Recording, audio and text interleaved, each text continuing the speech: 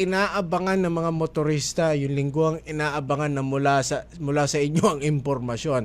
Eto nga kasi, Direk Rino, kamakailan nga po ay yung series ng mga trading, alam nyo naman, nagmo-monitor din ako at binabalita po natin yan dito sa ating himpilan. Yung presyo ng langis o na produkto petrolyo sa world market, magkakaroon na po ba talaga? Pwede nyo po ba i-confirm sa amin?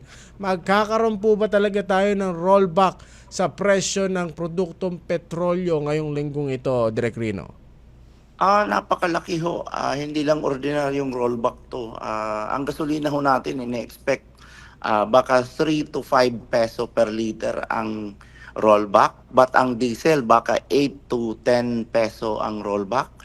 Ang kerosene, nasa 9 to 12, mga 10 to 12 ang rollback natin per liter, lahat ito.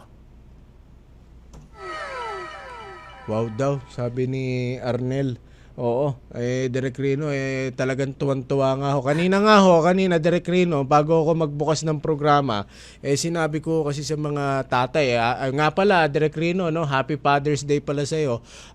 Sabi ko muna, wag mo na mag-full tank kasi hintayin niyo muna yung anunsyo ni Director Rino dahil alam ko, malaki yan nga eh. Kaya dapat, tama po ba ako, Direk Rino? Wala mo na magpo-full tank ngayon, ano? Kasi sayang yung mga price estimate na binanggit nyo. Tama ba ako?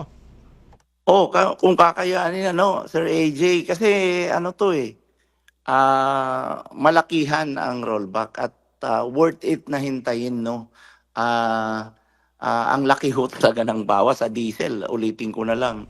8 to 10 peso ang rollback per liter. Baka hindi na ito masundan ng ganito kalaki. Kasi talagang extraordinary ang laki. Pero mananiniwala tayo na wala na hong ibang pupuntahan na ang price. Discounting kung may masamang balita na naman, pero kung tuloy-tuloy na itong peace agreement ng US at Iran, wala na ho talagang pupuntahan ang price kundi manumbalik dun sa dati, yung 50 to 60 peso per liter na range.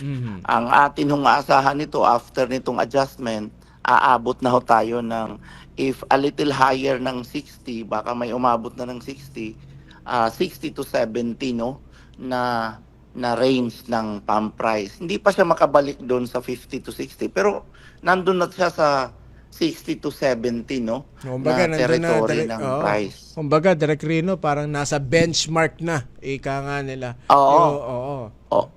At least bumalik na ulit tayo. Kumpara doon sa kataasan nung March at saka April na umabot tayo ng halos 140 to 150 peso per liter. Ito'y na halos nasa balik na tayo. Hindi pa talaga totally, pero 60 to 70 na ang ini-expect natin na range. Kasi ngayon nasa 70 to 80 na ang range ngayon. Kung mga 10 piso ito, di parang 60 to 70 sigurado to. On benchmark, yes. So.